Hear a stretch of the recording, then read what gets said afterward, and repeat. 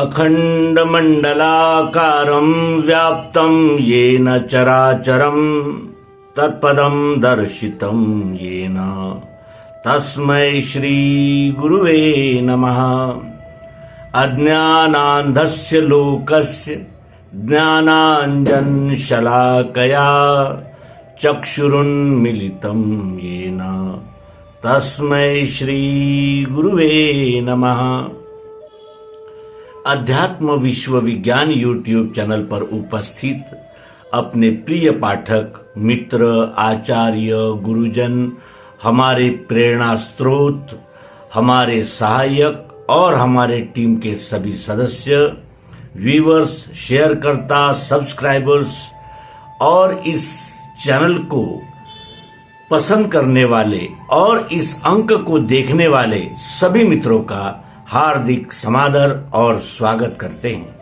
मित्रों, हम श्रीमद् भगवद गीता के 18वें अध्याय मोक्ष संन्यास योग के द्वारा ब्राह्मण, क्षत्रिय, वैश्य, शूद्र ये 4 वर्ण जिन 3 गुणों से बने हैं उन गुणों का विस्तार से अनुभव प्राप्त कर रहे हैं।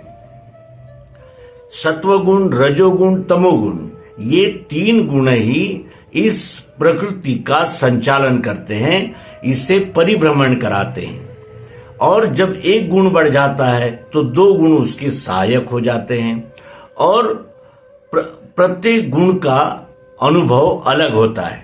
जैसे हमने गत अंक में देखा, सतोगुणी ज्ञान, रजोगुणी ज्ञान और तमोगुणी ज्ञान। सतोगुणी बुद्धि, रजोगुणी बुद्धि, तमोगुणी बुद्धि। अब इस अंक में हम देखेंगे सतोगुणी सुख, रजोगुणी सुख और तमोगुणी सुख। सुख सबको चाहिए। ऐसा कौन है दुनिया में, ऐसा कौन है, ऐसा कौन जीव है जो सुख नहीं चाहता?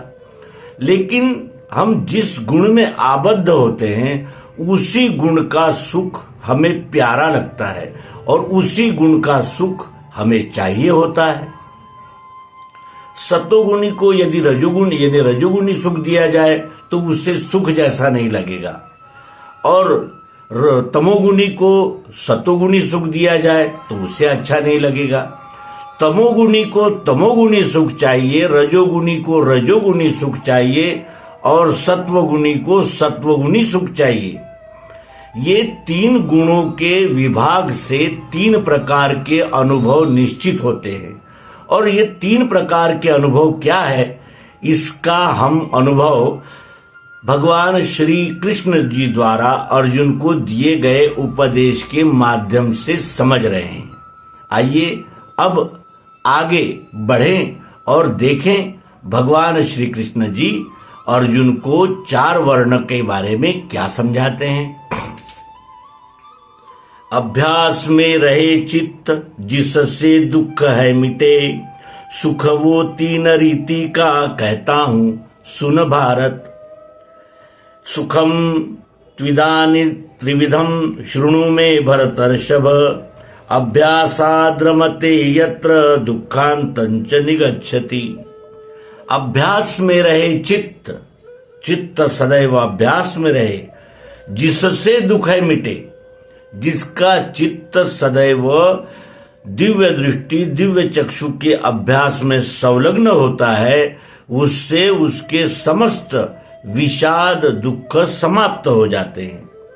सुख वो 3 रीति का कहता हूं सुन भारत। वो सुख 3 रीति का होता है।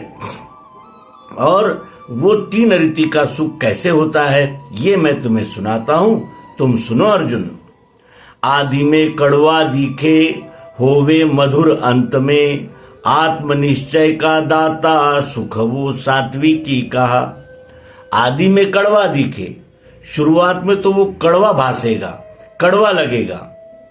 किसे स्वाध्याय पसंद है, किसे श्रीमद् भगवद गीता और ये आध्यात्मिक ग्रंथ पढ़ना पसंद है।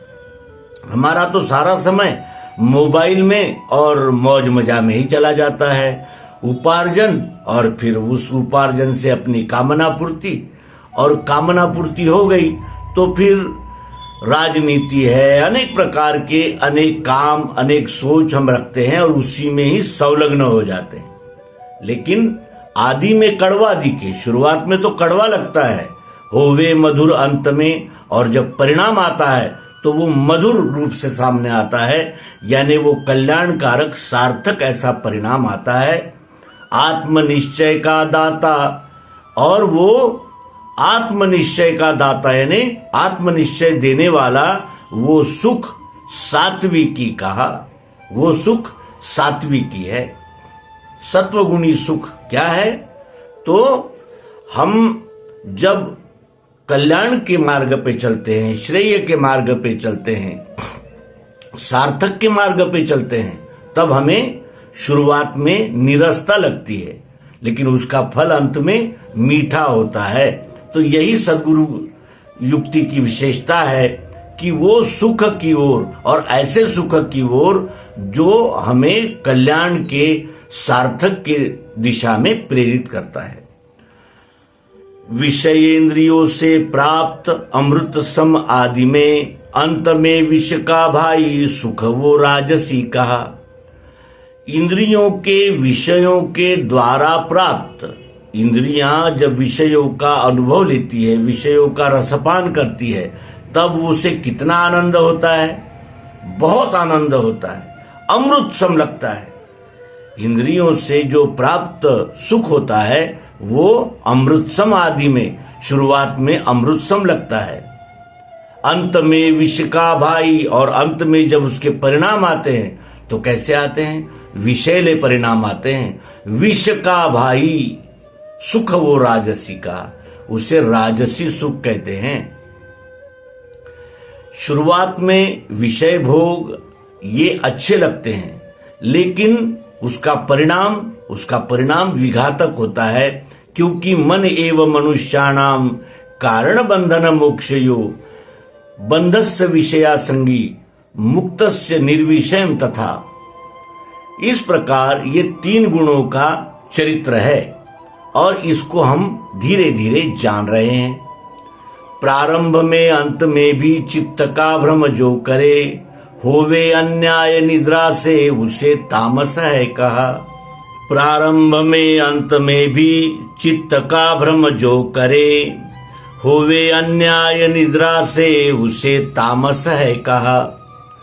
प्रारंभ में और अंत में, यानी कर्म के प्रारंभ में कर्म करते हुए और कर्म के अंत में भी चित्त का भ्रम जो करे, क्या करना चाहिए, क्या नहीं करना चाहिए, क्या उपयोगी है, क्या अनुपयोगी है, क्या सुख कारक है, क्या अहित कारक है, किससे हमारा कल्याण होगा, किससे हमें अधोगति मिलेगी, इसका कोई भी विचार न करते हुए जिसका चित्त भ्रम करता है, यानी चित्त में भ्रम रहता है, प्रारंभ में अंत में भी चित्त का भ्रम जो करे, होवे अन्याय निद्रा से, अन्याय से और निद्रा से जो सुख प्राप्त होता है उसे तामस है कहा।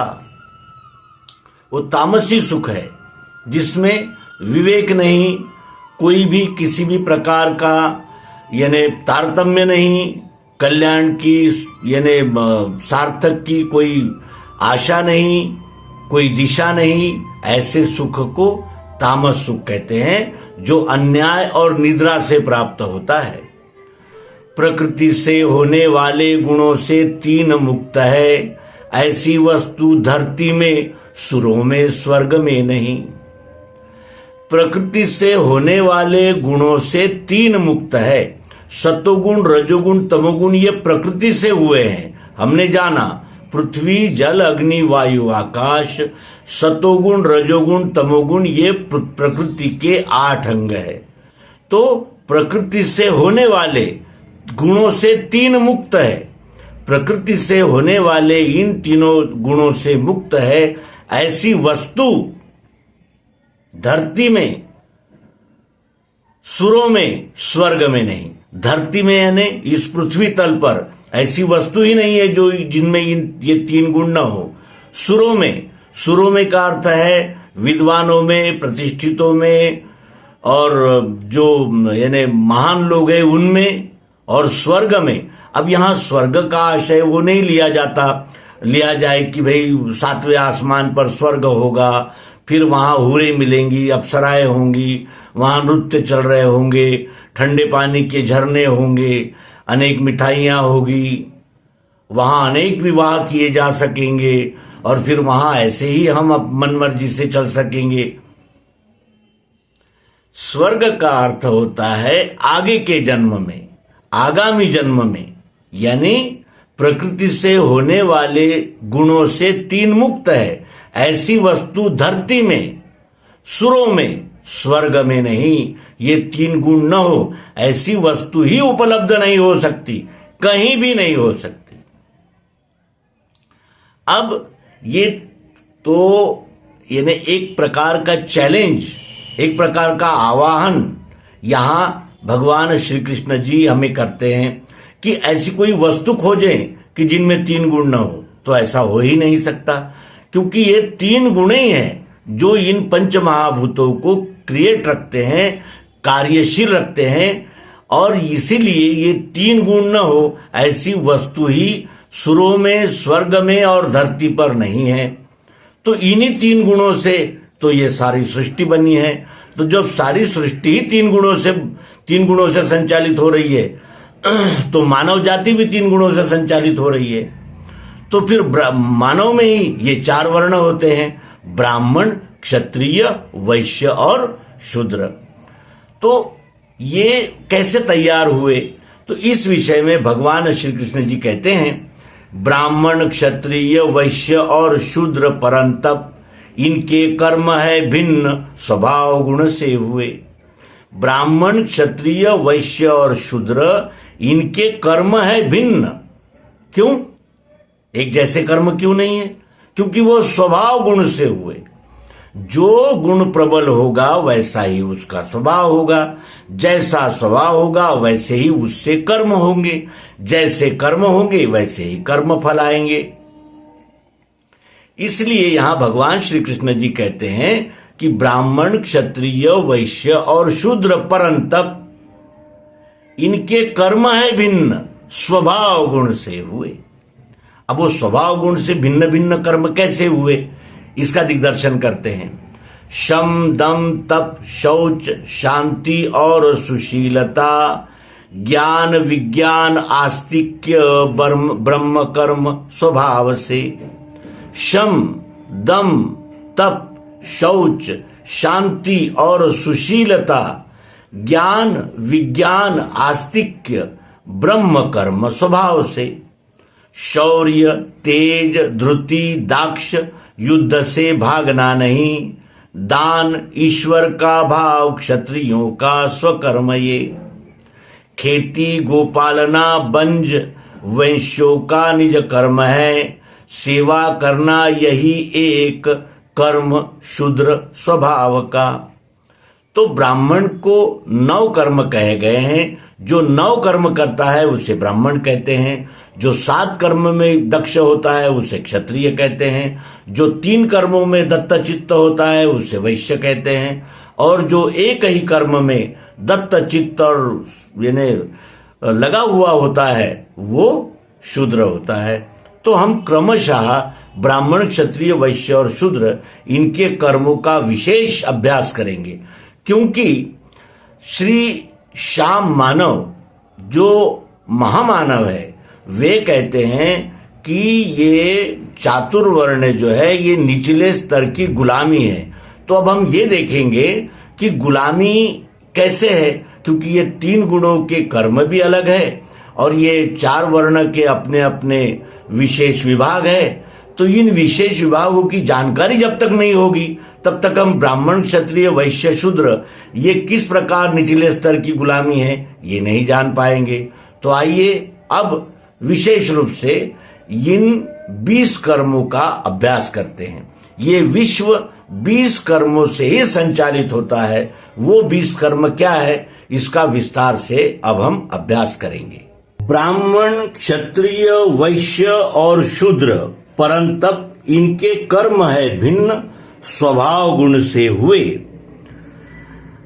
सर्वप्रथम हम ब्राह्मण के 9 कर्मों को जानेंगे। वो 9 कर्म कौन से हैं? शम, दम, तप, शौच, शांति, सुशीलता, ज्ञान, विज्ञान, आस्तिक्य, ब्रह्म कर्म स्वभाव से। ये ब्रह्म कर्म है, यानी ब्राह्मण के कर्म है। तो शुरुआत में हम देखेंगे कि ब्राह्मण के जो 9 कर्म होते हैं, ये ब्राह्मण वर्ण 9 कर्म जो करता है उसे ब्राह्मण कहते हैं। किसी भी जात का, किसी भी पंथ का या किसी भी कुल का व्यक्ति ब्राह्मण नहीं होता। ये हम इसके पूर्व के एपिसोड्स में जाति कैसे है, कैसे बनी, वर्ण कैसे बने, जाति का और वर्ण का कोई संबंध नहीं है, इसका विस्तार से वर्णन कर चुके हैं। हमारे प्रिय पाठक उन एपिसोड्स को देख सकते हैं। यहां वर्ण का विचार किया गया है। जो 4 वर्ण किए मैंने, यहां भगवान श्री कृष्ण जी कहते हैं कि 4 वर्ण किए मैंने गुण स्वभाव से।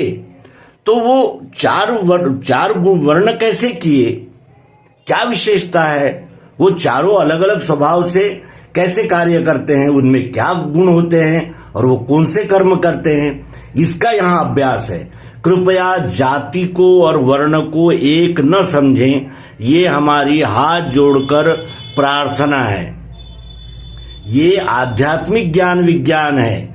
ये चुनाव के लिए या समाज में अलगाव फैलाने के लिए या समाज में असंतोष निर्माण करने के लिए, वर्ग संघर्ष निर्माण करने के लिए या अधिक से अधिक यानी सत्ता की प्राप्ति करने के लिए ये नहीं है।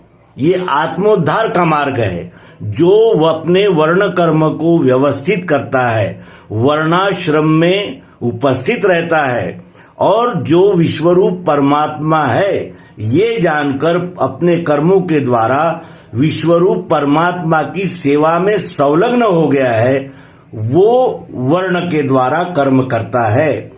और वर्ण के द्वारा कर्म किए बगैर इस जीव को न शांति मिल सकती है, न सुख मिल सकता है, न आनंद मिल सकता है और न निर्वाण, महापरिनिर्वाण, मोक्ष जो अनंत नाम जिसके दिए गए हैं वो भी प्राप्त नहीं हो सकता।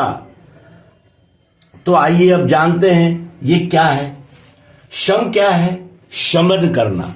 जैसे अपने मन में कोई यानी द्वैत भावना की निर्मिति होती है या हमारे मन में कोई लालच, कोई काम का प्रभाव, ऐसे जो यानी विकार निर्माण होते हैं उनका शमन करना। ब्राह्मण अपने विकारों का शमन करता है, इसलिए उसमें ये शम नाम का गुण होना ही चाहिए। फिर दूसरा है दम। यदि अपनी इंद्रियां, मन, बुद्धि शमन करके नहीं मानते हैं तो उनका दमन करे। दम यानी उसे नियंत्रण में रखे, उस पर यानी अपने सभी शक्तियों का यानी उपयोग करके वो अपने इंद्रियों को बाहर नहीं भागने देता, मन को द्वैत में यानी संलग्न नहीं होने देता, वो उसका दमन करता है। इंद्रियां, मन, बुद्धि का जो दमन करता है, जो विकारों में अपने मन, बुद्धि, चित्त और इंद्रियों को नहीं जाने देता, वो उसमें गुण होता है दम। फिर उसमें तप होता है। ज्ञान विज्ञान प्राप्त करने के लिए अनेक प्रकार का तप करना पड़ता है।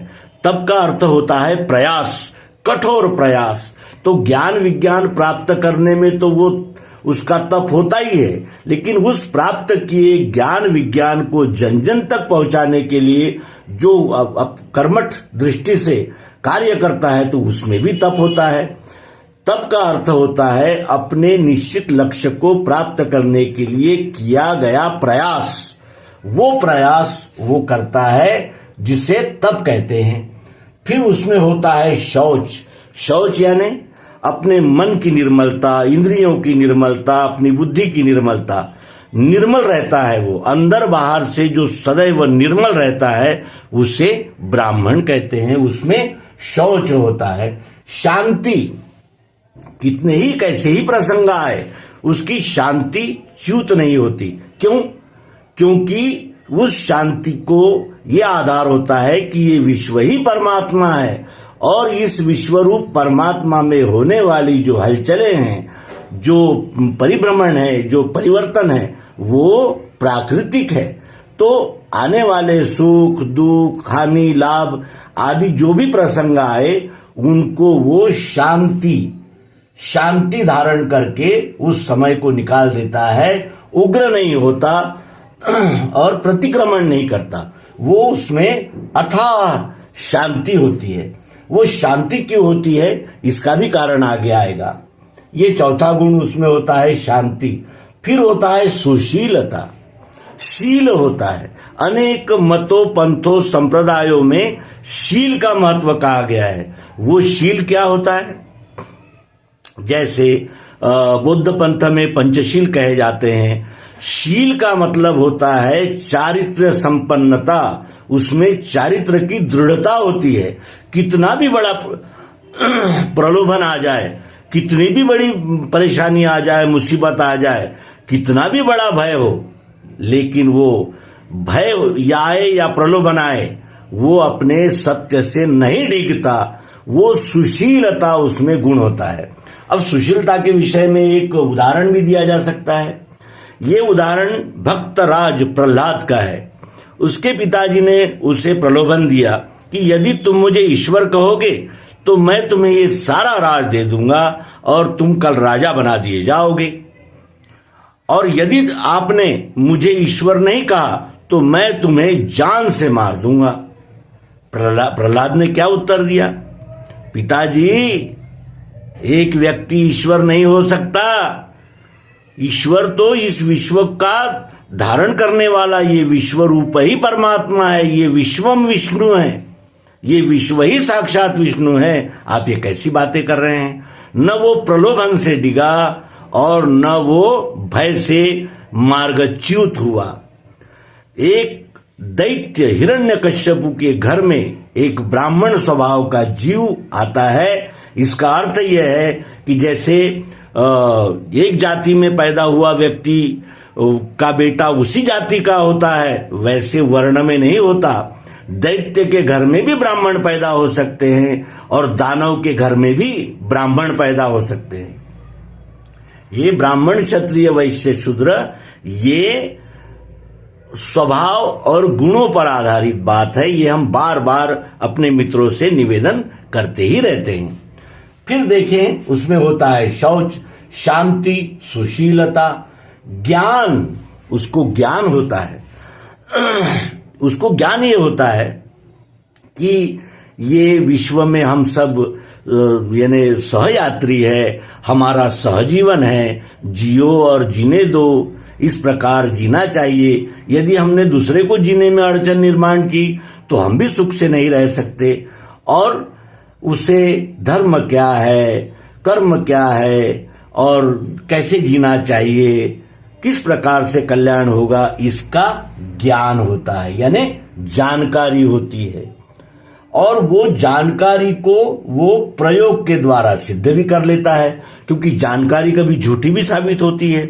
तो उस जानकारी को प्रत्यक्ष प्रयोग के द्वारा जांच लेता है, इसलिए उसमें ज्ञान भी होता है और विज्ञान भी होता है। केवल जानकारी नहीं होती, उसमें जानकारी को जांचने का विज्ञान भी होता है। फिर उसमें जो 9वां गुण होता है वो है आस्तिक्य। ये आस्तिक्य क्या है? ये आस्तिक्य का अर्थ होता है आस्था। वो सद्गुरु युक्ति के द्वारा विश्वरूप परमात्मा का प्रत्यक्ष यथार्थ दर्शन करके वो जान लेता है कि ये विश्व ही परमात्मा है, और इसलिए वो ये सब कर्म करते हुए आस्तिक के साथ रखता है। सद्गुरु युक्ति के द्वारा ये विश्व ही परमात्मा है, ऐसा बोध जिसको प्राप्त हो गया है उसे आस्तिक्य कहते हैं। उसकी आस्था होती है ये विश्व ही परमात्मा है, ऐसी उसकी आस्था होती है, उसे आस्तिक्य कहते हैं। और इस आस्तिक्य के प्रकाश में रहने से ही उसे ज्ञान, विज्ञान, सुशीलता, शांति, शौच, तप, दम और शम की प्रेरणा होती है।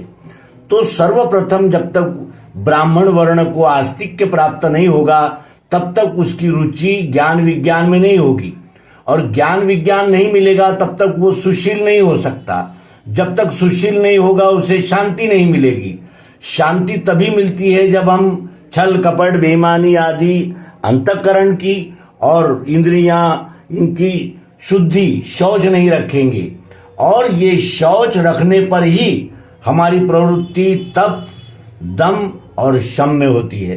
तो ये 9 कर्म जिसमें होते हैं उसे ब्राह्मण कहते हैं। ब्राह्मण जातिवाचक शब्द नहीं है, ये जातियां हमने निर्माण की हुई है, और ये जातियां रोटी बेटी के व्यवहार, सामाजिक व्यवस्था है, लेकिन प्राकृतिक और स्वयंभू व्यवस्था ये है ब्राह्मण, जिसमें ये 9 गुण होते हैं। और ये 9 गुण सब में नहीं होते। 9 में यदि 4 गुण भी है, 3 गुण भी है, 2 गुण भी है, या फिर सत्य और आस्तिक्य है, तो भी वो ब्राह्मण हो सकता है। इसीलिए ब्राह्मण केवल एक शब्द नहीं है, तो ब्राह्मण इन 3 गुणों का समुच्चय ये ब्राह्मण वर्ण होता है। और ये ब्राह्मण ऐसे ही भेष धारण करने से नहीं होता, वो प्राकृतिक सतोगुण में स्थित होकर आता है। और सतोगुण में स्थित इसलिए होकर आता है कि वो अनेक जन्मों से प्रवास करता हुआ आता है। हम जानते हैं उद्भिद, स्वेदज, अंडज, जारज, इन 4 खानियों से ये जीव आता है। अब क्षत्रिय वर्ण को जानते हैं। क्षत्रिय में ये 7 गुण होते हैं। क्षत्रिय वर्ण में 7 गुण होते हैं: शौर्य, तेज, धृति, दाक्ष, अपलायन, दान और ईश्वर का भाव। क्षत्रिय ये रजोगुण और सतोगुण इनका मिश्रण होता है। रजोगुण के साथ लगा हुआ सत्वगुण होने से उसके ईश्वर का भाव दृढ़ होता है। यानी ये प्राणी मात्र में एक ही ईश्वर वास करता है, एक ही ईश्वर के सब बने हुए हैं, और ईश्वर ही इस विश्व का संचालक है। ये बोध उसे होता है, वो सब में ईश्वर देखता है। तो ईश्वर का भाव उसमें रहने से ये उसमें गुण होते हैं, और उसका काम होता है रक्षा और न्याय। न्याय करना और रक्षा करना ये उसका कर्म होता है। तो उस कर्म के लिए जो गुण लगते हैं वो उसमें होते हैं। जैसे शक्कर, इसीलिए शक्कर को शक्कर कहते हैं कि उसमें मिठास होती है। यदि उसमें मिठास नहीं होती तो उसे शक्कर नहीं कहते। शक्कर कहलाने के लिए उसमें मिठास होना आवश्यक है। उसी प्रकार जो क्षत्रिय है वो क्षत्रिय में ये 7 गुण होना आवश्यक है। यदि ये 7 गुण नहीं है तो वो क्षत्रिय नहीं है। कौन कौन से गुण है ये? शौर्य, उसमें शौर्य होना चाहिए, उसमें लड़ने की, जूझने की वो मादा चाहिए, दबंगई चाहिए, शौर्य चाहिए। अब शौर्य तो गुंडों बदमाशों में भी होता है, लेकिन वो शौर्य नहीं चाहिए। शौर्य चाहिए ईश्वर का भाव रखते हुए सबके लिए बगैर भेदभाव पक्षपात किए हुए न्याय और रक्षा का संयोजन करना। तो उसके लिए उसके पास शौर्य होना चाहिए, फिर उसके पास तेज होना चाहिए। तेज का अर्थ क्या है? तेज का अर्थ है ईमानदारी का तप। जो व्यक्ति ईमानदार होगा, जो व्यक्ति निष्पृह होगा, जो व्यक्ति समर्पित होगा और समाज सेवा के लिए स्वयंभू समर्पित होगा, उसमें तेज होगा। चाहे वो किसी भी पंथ का हो, मत का हो, जात का हो, वर्ग का हो, कोई भी हो। जिसमें जो क्षत्रिय होगा उसमें ईमानदारी का तेज होगा, फिर उसमें धृति होगी, धीरज होगा। छोटी छोटी बातों से, छोटे छोटे आपत्तियों से वो डगमगाता नहीं, और समस्या आने पर उसको धीरज रखकर सुलझाता है। जो धीरज रखता है, जिसका धीरज अडिग होता है, उसे क्षत्रिय कहते हैं। तो हमने शौर्य, तेज, धृति देखी। दाक्ष, दाक्ष का मतलब होता है वो सावधान होता है, सदैव सावधान होता है। जैसे सिंह चलता है तो आगे भी देखता है और पीछे भी देखता है कि कोई मेरे पीछे तो नहीं आ रहा है, उसी प्रकार वो दक्ष होता है। वर्तमान के लिए, भविष्य के लिए और जो बीत चुका है उसका भी एनालिसिस, उसका भी अन्वेषण वो करता रहता है और वो दक्ष होता है। आने वाली परिस्थिति के लिए वो दक्ष होता है। अपलायन, अपलायन का अर्थ होता है युद्ध से भागना नहीं। अब युद्ध से भागना नहीं, इसका अर्थ ये नहीं है कि भाई विपरीत परिस्थिति हो तो भी बेकार का शौर्य दिखाकर अपना बलिदान करवा दे। भगवान श्री कृष्ण जी को भी रण छोड़ कहा है, वो भी जरासंध के डर से रण छोड़कर भाग गए, लेकिन अंतिमतः जरासंध को समाप्त करवाया भीम और अर्जुन के हाथों। तो अपलायन का मतलब यह है कि जब तक युद्ध का परिणाम न निकले तब तक के उस युद्ध भूमि से संलग्न रहना, यानी जब तक निर्णय न आए तब तक उस शत्रु को नहीं छोड़ना, ये अपलायन है। और ये अपलायन इसलिए नहीं है ये सारे गुण कि वो अपना व्यक्तिशाह लाभ के लिए युद्ध करे, अपने लाभ के लिए शौर्य रखे, अपने लाभ के लिए, ये नहीं। ईश्वर का भाव उसमें अडिग रहता है और उसके लिए ये समस्त जो भी दिखता है उनके लिए न्याय और रक्षा की व्यवस्था करना ये क्षत्रिय का कर्तव्य होता है, कर्म होता है। और इसीलिए उसमें ये सारे गुण होते हैं। फिर उसमें अपलायन होता है और दान होता है। वो इतना उदार होता है क्योंकि वो जानता है कि ये जो कुछ भी मुझे प्राप्त हुआ है ये वो इस विश्वरूप परमात्मा की सेवा के लिए ही प्राप्त हुआ है। इसलिए वो अंदर से उतना उदार होता है कि उसमें दान की भावना होती है। जो भी है वो इस विश्वरूप परमात्मा का ही है और न्याय रक्षा ये मेरा कर्तव्य है और वो कर्तव्य मैं करता रहूंगा। तो इसलिए वो उदार होता है, वो है दान का भाव। और ईश्वर का भाव, ईश्वर का भाव यानी ये विश्वरूप परमात्मा चराचर के रूप में दिख रहा है और इस विश्वरूप परमात्मा की सेवा, न्याय रक्षा इस कर्तव्य से मुझे करना है, ये उसे पक्का बोध होता है और इसीलिए उसे क्षत्रिय कहते हैं। शौर्य, तेज, धृति, दाक्ष, अपलायन, दान और ईश्वर का भाव। 1, 2, 3, 4, 5, 6 और 7, ये 7 उसके क्षत्रिय के कर्म हैं और ये क्षत्रिय के ये 7 कर्म हैं जिनसे वो न्याय रक्षा का कार्य करता है, कर्तृत्व करता है। तो यहां हमने क्षत्रिय का अनुभव लिया, इसके पूर्व हमने ब्राह्मण को जाना, अब क्षत्रिय को जाना। अब वैश्य के 3 गुणों को जानेंगे। वैश्य के 3 गुण कौन से हैं? रज तम मिश्रित, रज तम इन गुणों से युक्त, संयुक्त होकर वो जो निर्माण होता है स्वभाव, वो वैश्य स्वभाव होता है। वैश्य के ये 3 गुण होते हैं वैश्य में, खेती, गोपालन और बंज। खेती यानी किसानी, कृषि, तो कृषि का कार्य वो करता है। गोपालन, गो कहते हैं इंद्रियों को, इंद्रियों का पालन यानी इस विश्वरूप परमात्मा में जो चराचर जीव है उनका पालन पोषण करने की उसमें बुद्धि होती है, उसको प्रेरणा होती है। गोपालन, व्यापारी जो कर्म करता है वो स्वयं के लिए तो जो कुछ भी मुनाफा कमाता है कमाता ही है, लेकिन वो गोपालन यानी पालन पोषण की जिम्मेदारी संभालता है। जैसे ये जो ब्लैक बोर्ड यहां दिख रहा है ये हमने नहीं बनाया, ये किसी और ने बनाया, किसी और ने बनाकर और किसी को दिया, उसने अपने शॉप में रखा, हम शॉप में गए और ये वहां से लाया। तो ये जो हमें यहां ब्लैक बोर्ड उपलब्ध हो रहा है इसकी महिमा किसकी है? इसकी महिमा है जिसने उसे बनाया, जिसने उसको बेचा और जिसने अपनी दुकान में रखा और दुकान में रख कर के हमें ये उपलब्ध कराया, ये कार्य वैश्य का होता है। तो खेती, गोपालना और बंज, बंज कहते हैं व्यापार को। तो ये खेती, गोपालना और बंज जो ये 3 कर्म है, वो जो कर्म निष्प्रह भाव से विश्वरूप परमात्मा की सेवा के लिए करता है उसे वैश्य कहते हैं।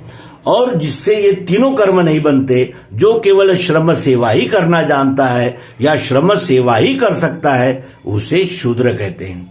हमने इसके पूर्व के अंक में कहा था कि मस्तक ब्राह्मण है, हाथ क्षत्रिय है, पेट वैश्य है और पांव शूद्र है।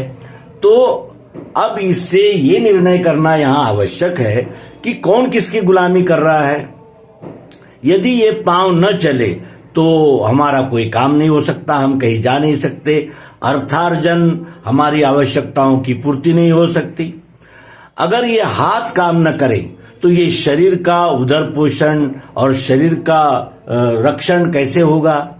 और यदि ये पेट में ही गड़बड़ होगी तो ये शरीर तो शिथिल पड़ जाएगा, शरीर कोई काम का नहीं रहेगा।